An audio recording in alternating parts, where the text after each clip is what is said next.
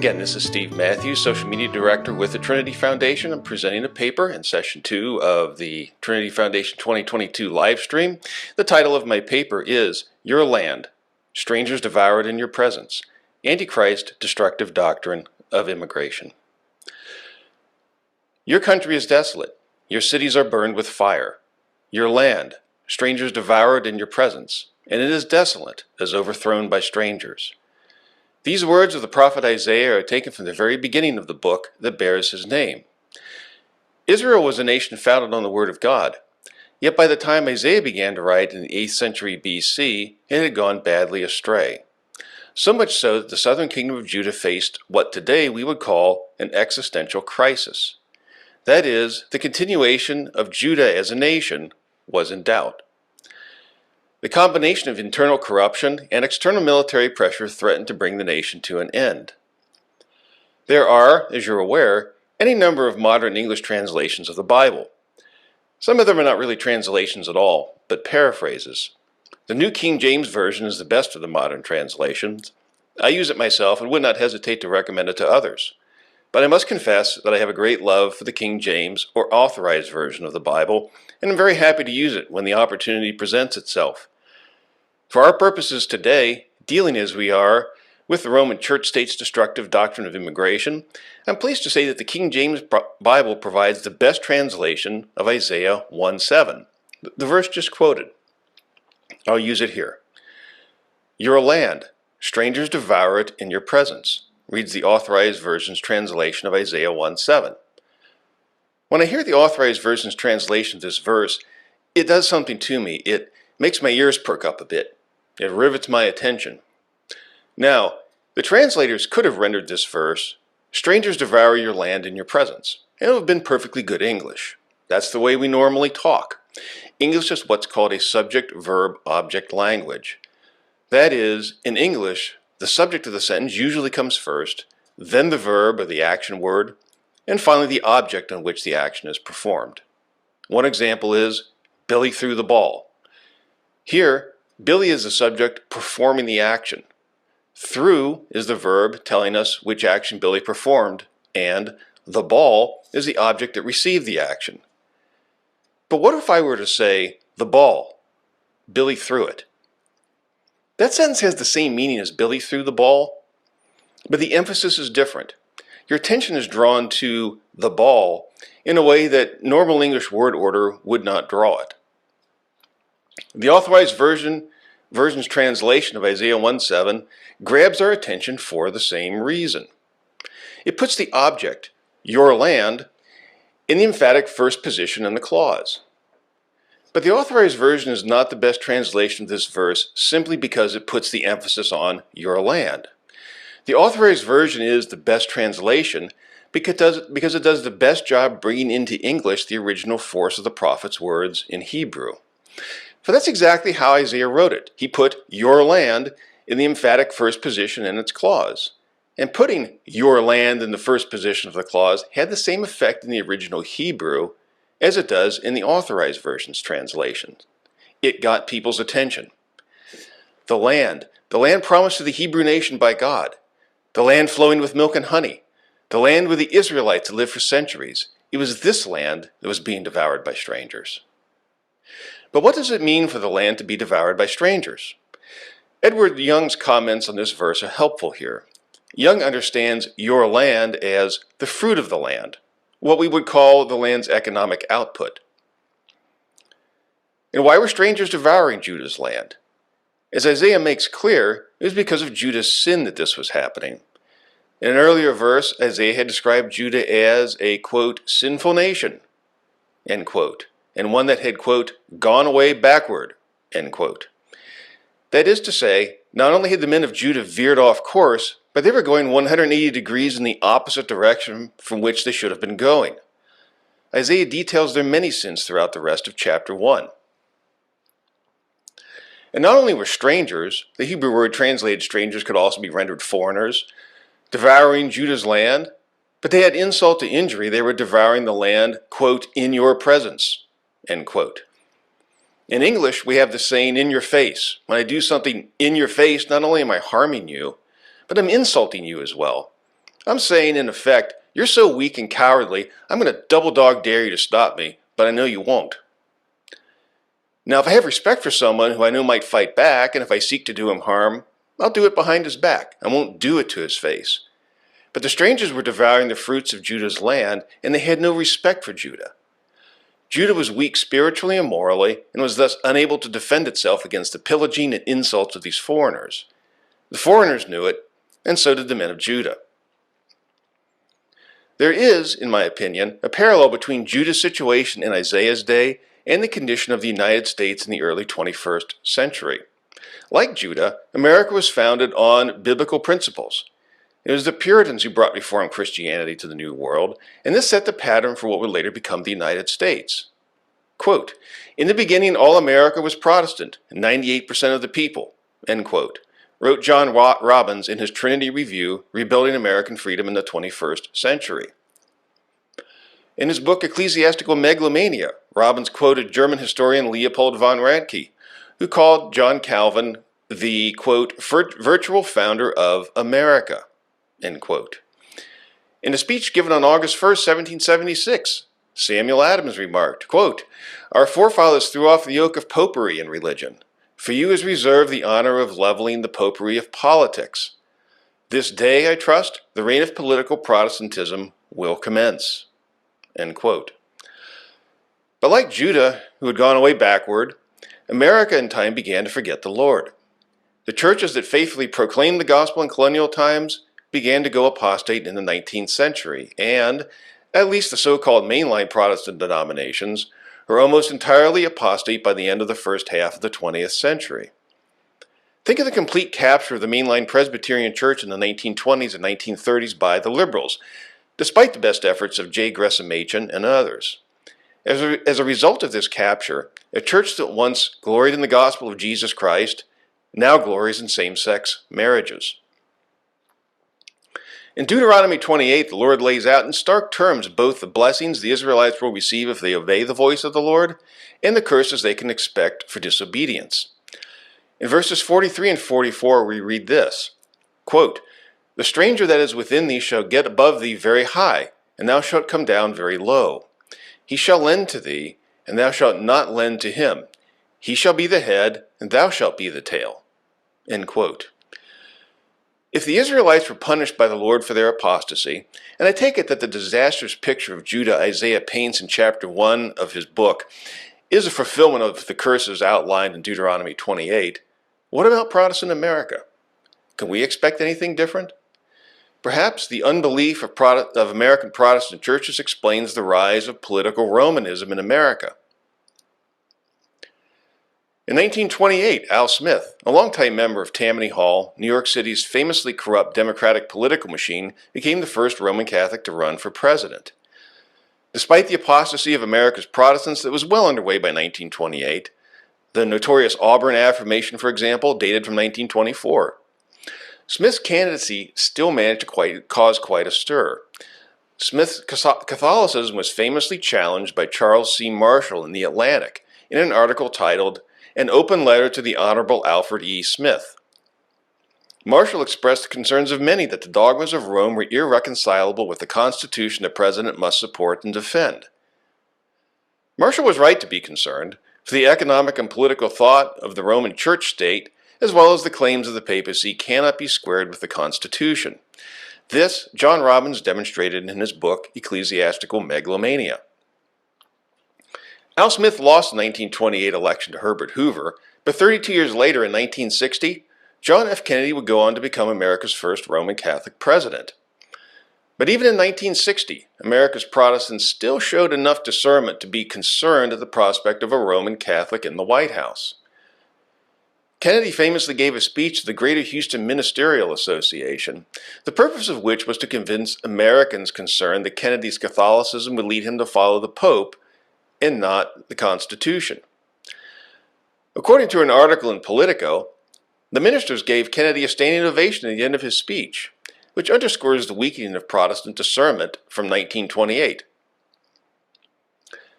By the time Roman Catholic John Kerry ran as a Democrat in 2004, there was almost no opposition at all from any quarter in America to a Roman Catholic president. Then in 2020, Roman Catholic Joe Biden unseated nominal Presbyterian Donald Trump to become America's second Roman Catholic president. I follow this election closely and do not recall a single objection to Biden on the grounds that he was a Romanist. In a mere 92 years, America went from great alarm at the idea of a Catholic in the White House to complete indifference. But the indifference of America's Protestants to the specter of a Roman Catholic president is in truth a commentary on their lack of discernment, and not on the lack of danger a Catholic White House presents to our constitutional republic. The economic and political thought of Rome, what is sometimes called Catholic social teaching, is opposed to what John Robbins called constitutional capitalism, the economic and political system found in the Scriptures. That is, the 66 books of the Bible.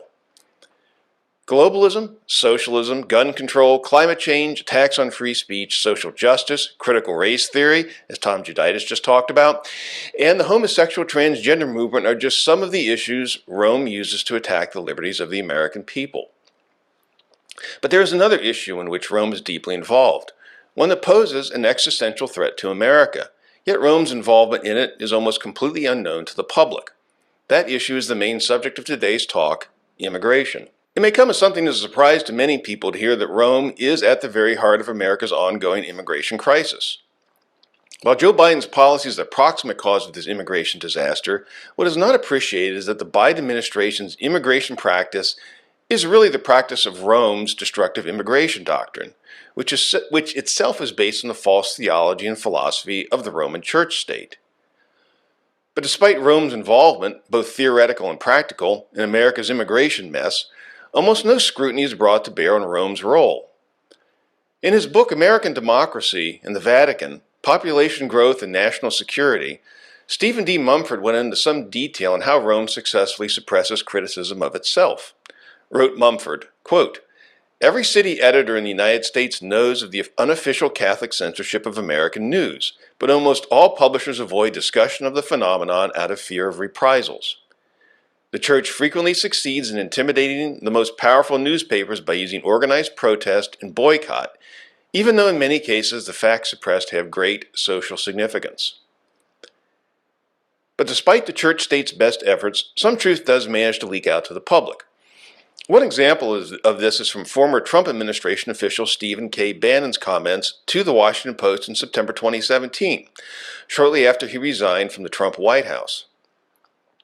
The Washington Post reported the following in an article dated September 7, 2017, entitled, "Bannon, Catholic Church Needs Illegal Aliens to Fill the Churches."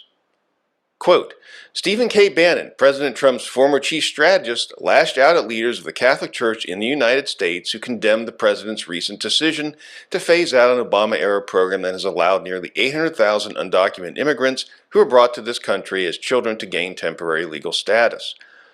Bannon, who is Catholic, accused the church of wanting a steady flow of illegal immigrants coming into the country to fill its church pews and make money.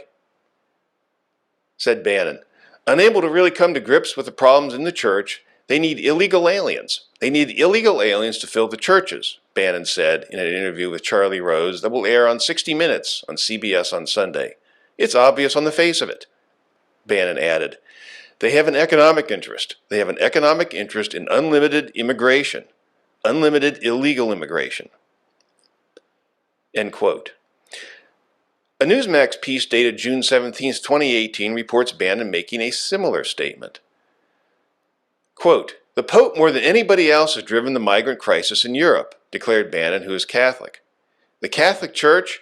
I've gone after New York Archbishop Cardinal Timothy Dolan. The Catholic Church is one of the worst instigators of this open borders policy. End quote. Steve Bannon is not the only well-known Roman Catholic to criticize the church state for its destructive immigration practices. Noted conservative author Michelle Malkin was sharply critical of Rome in her book, Open Borders, Who's Funding America's Destruction? In a chapter titled Unholy Alliance, the Pope, Catholic Bishops, and Amnesty Profiteers, Malkin exposes the immigration hypocrisy of Pope Francis and the American Catholic Church's grifting off the taxpayer. For example, Malkin notes Pope Francis' remarks following his appearance in Juarez, Mexico. Now, Juarez lies directly across the Rio Grande from El Paso, Texas, about which I will have more to say below. Malkin reports how Pope Francis famously threw shade at then-candidate Donald Trump for wanting to build a wall along the U.S.-Mexico border, and quotes the Pope saying, quote, a person who thinks only about building walls wherever they may be located and not building bridges is not a Christian. This is not in the gospel, the Pope told journalists who asked his opinion on Trump's proposals to halt illegal immigration, end quote. But the same Pope who so unctuously lectures the nations of the West on their duty to make every migrant that comes their way, or to take in every migrant that comes their way, himself does not practice what he preaches. Reports Malkin, quote, Pope Francis further counsels every other sovereign nation to implement a program of open-ended hospitality for welcoming the stranger, in the spirit of St. Benedict. To date, however, the pontiff has not instituted such a policy in his own nation-state and thrown open the gates of Vatican City to any and all strangers seeking refuge. Pope Francis himself, the loudest preacher of welcoming the stranger, has yet to resettle a single refugee inside the walls of the Vatican. A few families brought by the Pope to Rome from a Greek detention center for a widely disseminated photo op in 2016 were dumped in the community of Sant'Egidio outside the Vatican walls and are given living expenses every now and then. End quote. In my own research, I found over 24 Catholic organizations openly working to assist the breaking of American immigration law. One of the most egregious examples in this regard is Catholic Charities of the Rio Grande Valley. Headed by a nun named Norma Pimentel, this organization has recently attracted scrutiny from two outside groups, Judicial Watch and Catholic Vote Civic Action, that have filed a Freedom of Information Act lawsuit requesting all communications between the U.S. Customs and Border Patrol and, among others, Catholic Charities of the Rio Grande Valley and Sister Norma Pimentel in her capacity as the Executive Director of Catholic Charities of the Rio Grande Valley. In classic cry-bully fashion, the Jesuit publication America published an article, "Two nuns have a message for Catholics angry about their ministry to immigrants. We don't have any intention of stopping." The article goes on to complain about how the sisters have been receiving harassing phone calls as a result of the FOIA lawsuit, but will persevere in doing what they've been doing all along. Now, as a Christian, I don't advocate making harassing phone calls to people. That is, if there really were any harassing phone calls. After all, we're dealing with the Jesuits here. But these nuns and Catholic Charities of the Rio Grande Valley are not the victims. They are the perpetrators, guilty of working to subvert American immigration law for the benefit of the Roman Church state and to the harm of the American people. To give you some sense of how grossly inappropriate Catholic Charities of the Rio Grande Valley's activities are, it was reported in August 2021. Now remember, in August of 2021, this is while the so-called pandemic was raging all around, and it was about that time, too, that Joe Biden was lecturing Americans who refused to take the experimental COVID shot, and also threatening them with losing their jobs if they didn't take it. It was right around that time that Catholic Charities of the Rio Grande Valley was paying to house COVID-19 positive illegal aliens in Westlaco, Texas hotels. When confronted with this report by Bill Melugin of Fox News and asked how many COVID-positive migrants Catholic Charities of the Rio Grande Valley was housing in local hotels, Norma Pimentel's response was, quote, "I have been advised not to comment," end quote. That answer is really all you need to know about Norma Pimentel and Catholic Charities of the Rio Grande Valley. To drive home how serious things are on America's southwest border, I'd like to add a personal note from a friend of mine and someone familiar to many who follow the Trinity Foundation, Tim Shaughnessy. Tim lives in El Paso, Texas, which is in the extreme western tip of the state, right on the Rio Grande, right across the border from Juarez, Mexico. Tim co-pastors a Reformed Baptist church in El Paso, along with someone else that may be familiar to many with the Trinity Foundation, Carlos Montillo. And that church has been meeting at a local homeless mission, and Tim sent me a text message a few weeks back. It turns out that he received a call on a Saturday from the chaplain at the mission telling him that his church wouldn't be able to use the facility the next day for services because the city was dropping off migrants at the homeless shelter and the place was packed. As Tim put it to me, quote, "Our city is overwhelmed right now," end quote. In another message, Tim told me that one of his firefighter colleagues in El Paso told him that the city is processing 600 to 1,000 people a day and busing them to Chicago and New York City. Every day El Paso is sending 7 to 9 buses filled with migrants to these destinations, and each bus is costing the city $30,000. This is madness, and it must stop. Before moving on to address the economic and political theory that undergirds the disastrous Roman Catholic immigration practice being implemented by the Biden administration, I first would like to clarify the term Antichrist used in the title of this paper. When I use the term Antichrist, I'm using it in the sense as defined historically, if not presently, by the Westminster Confession of Faith. The original 1647 Westminster Confession had a clear definition of Antichrist found in chapter 25, section 6. It reads, quote, "There is no other head of the church but the Lord Jesus Christ, nor can the Pope of Rome in any sense be head thereof, but is that Antichrist, that man of sin and son of perdition, that exalteth himself in the church against Christ and all that is called God." End quote. This definition, once known to all Reformed believers, has largely been forgotten and relegated to the dustbin of theological history. To the degree it is remembered, it is generally scorned as nasty and unfair, a bit of embarrassing church history, best not mentioned. It's important to note that the identification of the papacy as Antichrist is not some isolated doctrine, but part of a larger school of eschatological thought known as historicism, or the Protestant view of prophetic interpretation. Another important aspect of historicism is recognizing the Roman Church state's desire for civil power. Just like its predecessor, the Roman Empire, the Roman Catholic Church state seeks to rule the nations. In the centuries following the Protestant Reformation, Rome was largely stripped of its temporal power. But as John Robbins noted, Rome in the 20th and 21st century is an institution recovering from a mortal wound. Robbins added, quote, "What the Roman Church state did on a small scale in the Middle Ages is what it desires to achieve on a global scale in the coming millennium." End quote. It is my contention that the immigration disaster we are witnessing in the United States under President Joe Biden is the evil fruit of the Roman Church state's drive for global empire. This makes it critical for Christians to understand and to refute the ideas that support the current disastrous immigration practice we see under Joe Biden and his handlers in the Church of Rome. I will now turn to discussing two key ideas driving Rome's push for mass welfare migration. First, we will look at Rome's flawed economic principle, the universal destination of all goods. Second, we will consider Rome's globalist political agenda. The universal destination of all goods.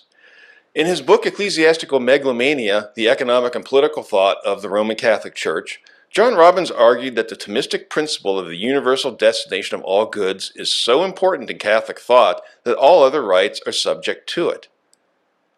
This principle, the universal destination of all goods, is the idea that when God created the world, he gave it to man collectively. Robbins calls the universal destination of goods, quote, "original communism," end quote. One of the implications of the doctrine of the universal destination of all goods is that property rights are not absolute, but can be overridden by other concerns. In Rome's social teaching, need is the ultimate factor in determining rightful ownership. John Robbins explains it this way. According to Rome, quote, "Whoever needs property ought to possess it. Need makes another's goods one's own. Need is the ultimate and only moral title to property." End quote. The Roman Church state is fine with private property up to a point, but when things get serious, need is all that matters.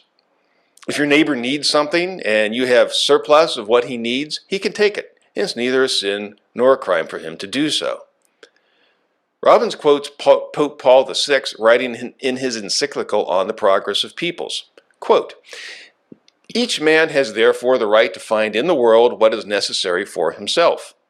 The recent council, Vatican II, reminds us of this. God intended the earth and all that it contains for the use of every human being and people. Thus, as all men follow justice and unite in charity, created good should abound to them on a reasonable basis. All other rights whatsoever, including those of property and free commerce, are to be subordinated to this principle. The Catechism of the Catholic Church also speaks to the issue of the universal destination of all goods. In section 2403 we read this, quote, "The right to private property, acquired by work or received from others by inheritance or gift, does not do away with the original gift of the earth to the whole of mankind. The universal destination of goods remains primordial, even if the promotion of the common good requires respect for the right of private property and its exercise." End quote.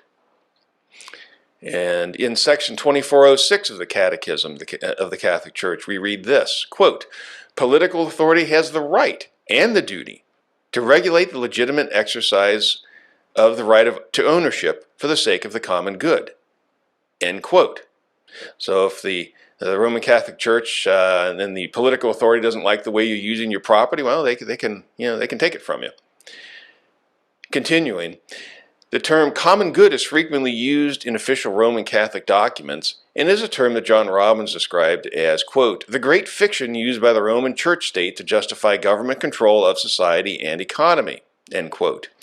The universal destination of all goods is the controlling principle behind Rome's collectivist economic politics. In 2017, the Catholic publication National Catholic Reporter published an article about a speech given by San Diego Bishop Robert McElroy. In his speech, McElroy gave a clear statement on the universal destination of all goods. He said, quote, "This stance of the Church's teaching flows from the teaching of the book of Genesis, that creation is a gift of God to all humanity. Thus, in the most fundamental way, there is a universal destination for all the material goods that exist in this world. Wealth is a common heritage, not at its core a right of lineage or of acquisition." End quote. Let's now look at how the universal destination of all goods bears on Rome's immigration doctrine. In a document titled Catholic Social Teaching on Immigration and the Movement of Peoples, written by Catholic priest Thomas Betts, Director of Immigration and Refugee Services for the Archdiocese of Philadelphia, and found on the website of the United States Conference of Catholic Bishops, we find a list of 3 basic principles of Catholic social teaching on immigration. The first principle, Betts notes, is this, quote, "People have a right to migrate to sustain their lives and the lives of their families." End quote. As the article goes on to explain, quote, "This is based on biblical and ancient Christian teaching that the goods of the earth belong to all people. While the right to private property is defended in Catholic social teaching, individuals do not have the right to use private property without regard to the common good." End quote. This is the universal destination of all goods applied to immigration. Put a bit more bluntly, if a migrant from a foreign country needs your stuff, he has the right to move to your country and to take it. And if he doesn't have the ability to take your stuff himself, it's right and proper for the government to forcibly take your stuff by direct taxation or by indirect means such as inflating the currency and give it to him via the myriad social welfare programs in this country, which themselves were set up in large part due to the efforts of the Roman Church state. This application of the universal destination of all goods to migrants is not original with Betts. In his article, he notes that the source of his ideas, the 1952 Apostolic Constitution Exul Familia Nazaretana, translated in English as the Emigre Family of Nazareth by Pope Pius XII, a man deemed Hitler's pope by author John Cornwell on account of the pope's close connections with the leader of the Third Reich. While Exul Familia can be found online, I like to refer to a hard copy edition I have, edited by a man named Giulio Tesserolo. It was published by St. Charles Seminary on Staten Island in 1962 and has the church's official nihil obstat and imprimatur on it, so no one can claim it's not an official publication of the Roman Church state. One of the reasons why I like it is a comment found in the editor's remarks section. When you read immigration statements by Roman Catholic writers, you'll often find them speaking in vague and flowery terms about the obligation nations have to migrants, their term, or illegal aliens, the proper term in U.S. law. Take this passage from another major Roman Catholic immigration document, Strangers No Longer Together on the Journey of Hope, a letter issued by the Catholic bishops of Mexico and the United States in 2003. Write the bishops, Pope John XXIII placed limits on immigration, however, when there are just reasons for it. Nevertheless, he stretched the obligation of sovereign states to promote the universal good where possible, including an obligation to accommodate migration flows. For more powerful nations, a stronger obligation exists. Note the repeated use by the bishops of the term obligation. Sure sounds expensive. I hate to be the guy who had to foot that bill. Well, newsflash. If you live in the United States, you're that guy. Only the bishops are too clever to make that explicit. But not the Reverend Giulio Tesserolo, the editor of my edition of Exul Familia. He kind of spills the beans, and here's what he has to say.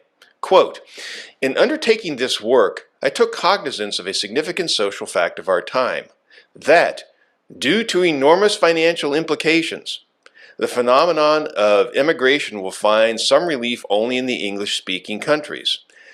The vast influx of immigrants into Canada and Australia confirms that fact." End quote. So we can see that this migration program of the Roman Catholic Church is going to cost everyone a pretty penny. Note Tesserolo's comment about the enormous financial implications of the mass migration called for an Exul Familia. Note also that Tesserolo mentions Canada and Australia as receiving countries of this, quote, vast influx of immigrants, end quote. Tesserolo does not mention the United States. The reason for this is that the Immigration Act of 1924 was still in effect, an act that brought an end to the Ellis Island era and essentially ended immigration into the United States from its inception until it was replaced with the Immigration and Nationality Act of 1965. This act, also known as the Hart-Celler Act, was pushed through the Senate by Roman Catholic Senator Edward Kennedy and subsequently led to a huge increase in legal immigration. Writing in Exul Familia, Pope Pius XII expressed the universal destination of all goods in the following language, quote, "For the Creator of the universe made all good things primarily for the good of all," end quote. But this is not what the scriptures teach at all. In his Trinity review, Ronald Sider Contra Deum, John Robbins sharply criticized Sider, a purportedly evangelical writer, for his Romanist economics. Quote, "Sider would have us believe that when God put man on earth, he gave the earth to men corporately and not severally. Nowhere does he present any evidence for this idea."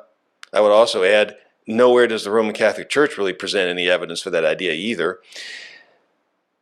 Continuing, quote, "God, holding ultimate ownership of the earth, gave it to men severally, not collectively.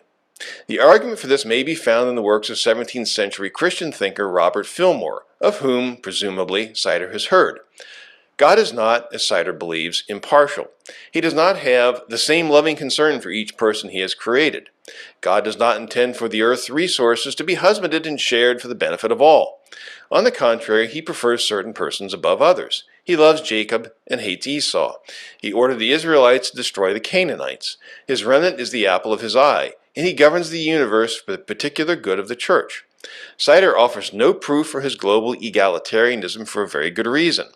There is none. Rather, the Bible protects private property from the larcenous and covetous, from those who, like Jezebel, would take private property by force." End quote. If the universal destination of all goods is a fiction, and it is, then Rome's case for the sort of mass, taxpayer-subsidized illegal immigration of the sort we see on our southwestern border falls apart. There is no obligation on the part of the American people to foot the bills of foreigners who have zero claim on the property of the American people. By invoking the universal destination of all goods, what Rome calls for is not Christian charity, but the mass violation of the Eighth Commandment.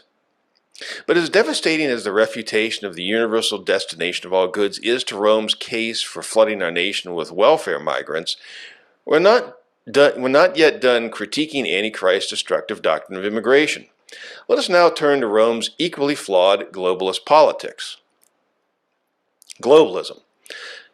The Vatican calls for one world government. Really? Thus read the nearly breathless headline from a 2011 article by Rod Dreher in the American Conservative. Dreher, who by this time was an ex-Catholic, seemed genuinely shocked to find globalism in the Roman Catholic Church. Wrote Dreher, "Here's news about a new economic policy statement from the Vatican. Lots of good stuff in the document about abuses in the neoliberal world economy and the need for reform. But then there's this from Reuters.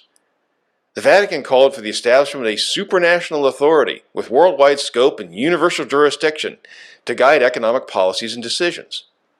Such an authority should start with the United Nations as its reference point, but later become independent and be endowed with the power to see to it that developed countries are not allowed to wield excessive power over weaker countries." End quote. Note well that the Vatican's use of the globalist terms supranational authority and universal jurisdiction, which are meant to keep developed countries from, quote, wielding, quote, excessive power over the weaker countries, end quote. Commenting on the Reuters report, Dreyer continues, "World peace can be ours if we only submit to a one-world government that manages our lives and our finances. But who will lead this new international order to guarantee peace and prosperity? Who? Oh, who? Lord have mercy. What was once only in the febrile prophetic imagination of Jack Chick and Hal Lindsey is now a press release from the Vatican. A friend, who's not an evangelical, writes, 'This is going to freak the evangelicals out.' But it makes me wonder, what the heck is going on in the minds of these Vaticanites? Don't they have a clue how the world will perceive this? One world authority? Really? Count me with the evangelicals," says Dreyer. "It freaks me out too, and will freak out many Orthodox Christians. I bet it has the same effect on not a few Catholics as well. Maybe Malachi Martin wasn't such a conspiracy freak after all." End quote. Obviously, Rod Dreher lacked a historicist understanding of Revelation, in particular its teaching about the identity of the Pope of Rome as the Antichrist, man of sin, and son of perdition.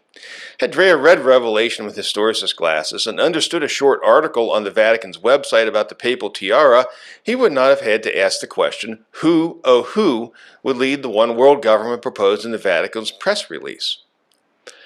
According to the Holy See Press Office, quote, "The papal tiara symbolizes the triple power of the Pope, Father of Kings, Governor of the world, and Vicar of Christ." End quote. The article also tells us, quote, "Use of the tiara, a ritual during solemn ceremonies, was abandoned during the papacy of Paul VI." End quote.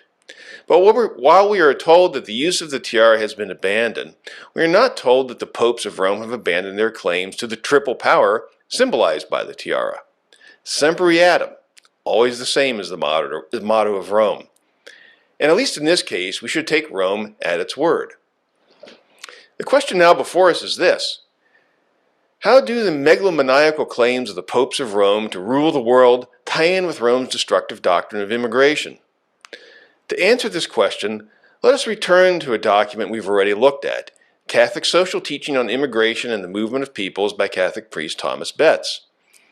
Betts noted that there are, quote, 3 basic principles of Catholic social teaching on immigration, end quote. Principle 1 we've already looked at. Quote, people have the right to migrate to sustain their lives and the lives of their families, end quote. The second principle of Catholic social teaching on immigration is this, quote, a country has a right to regulate its borders and to control immigration, end quote. Now, like many statements of the Roman Church state, this principle appears to concede ground. In this case, it seems to acknowledge the authority of national governments to set immigration policy. But as is so often the case, what Rome gives with one hand, it takes away with the other. Just as Rome sometimes appears to support private property rights, but in reality subverts them with its doctrine of the universal destination of all goods, so too does Rome appear to acknowledge the authority of national governments, while at the same time undercutting the very authority it seems to support. Let's now look at Rome's third principle of Catholic social teaching on immigration. The third principle of Catholic social teaching on immigration is, quote, a country must regulate its borders with justice and mercy. What does this mean in practice? Betts continues, quote, a nation may not simply decide that it wants to provide for its own people and no others. A sincere commitment to the needs of all must prevail. Justice dictates that the world community contribute resources toward shelter, food, medical services, and basic welfare. Even in the case of less urgent migrations, a developed nation's right to limit immigration must be based on justice, mercy, and the common good, not on self-interest. Moreover, immigration policy ought to take into account other important values, such as the right of families to live together. Undocumented immigrants present a special concern. The Catholic Church teaches that every person has basic human rights and is entitled to have basic human needs met: food, shelter, clothing, education, and health care. So, a country must regulate its border with justice and mercy. Note the imperative must. There's no ethical option not to do this. Turns out to mean that national governments must force their citizens to pay for the food, shelter, clothing, education, and health care of however many migrants justice dictates. But justice doesn't speak for itself. So we're led to echo Rod Dreher's question, who, oh who, determines what justice dictates? Who says whether a nation is regulating its borders with justice and mercy? It's fascinating how officials of the Roman Church today can make sweeping statements about what nations must do, while at the same time seeming to never explicitly state who determines whether national governments are behaving properly. But in truth, Rome has made very clear who has the final say. Pro tip: he's the same guy who claims to be, quote, the father of kings, governor of the world, and vicar of Christ, end quote. When a pope tells mere kings, presidents, and prime ministers to jump, their only proper response, in the eyes of Rome, is to ask, how high, your holiness? With this in mind, we can answer the question we posed earlier. How do the megalomaniacal claims of the popes of Rome to rule the world tie in with Rome's destructive doctrine of immigration? The answer is that the popes seek to use immigration as a way of asserting control of a nation's immigration policy and use it as a wedge to then assert control over other aspects of national policy. Put differently, Rome is attempting to use immigration as a means of regaining the control of the nations of the earth that it lost following the Protestant Reformation. Put still another way, Catholic social teaching on immigration is designed to weaken independent nation-states and to advance globalism, which alternatively is known as the New World Order or the Great Reset. There's perhaps nothing in all the world that the popes of Rome hate more than nations that do not jump when they tell them to. When the Peace of Westphalia, the treaty that settled the 30 Years' War, was signed in 1648, it ended the tyranny of papal rule in much of Europe and instituted a whole new system of international relations known as the Westphalian World Order. Just what is the Westphalian World Order? When I tell you, you'll probably say it's common sense, but understand it took the Protestant Reformation and a 30-year-long pan-European war to bring it about. The Westphalian World Order is this, quote, a global system based on the principle of international law that each state has sovereignty over its territory and domestic affairs, to the exclusion of all external powers, on the principle of non-interference in another country's domestic affairs, and that each state, no matter how large or small, is equal in international law, end quote. To put it more simply, the Westphalian World Order tells nation-states to mind their own business and not to interfere in the domestic affairs of other nations. President Millard Fillmore captured the spirit of the Westphalian World Order in his 1850 State of the Union address when he argued, quote, the great law of morality ought to have a national as well as a personal and individual application. We should act toward other nations as we wish them to act toward us, end quote.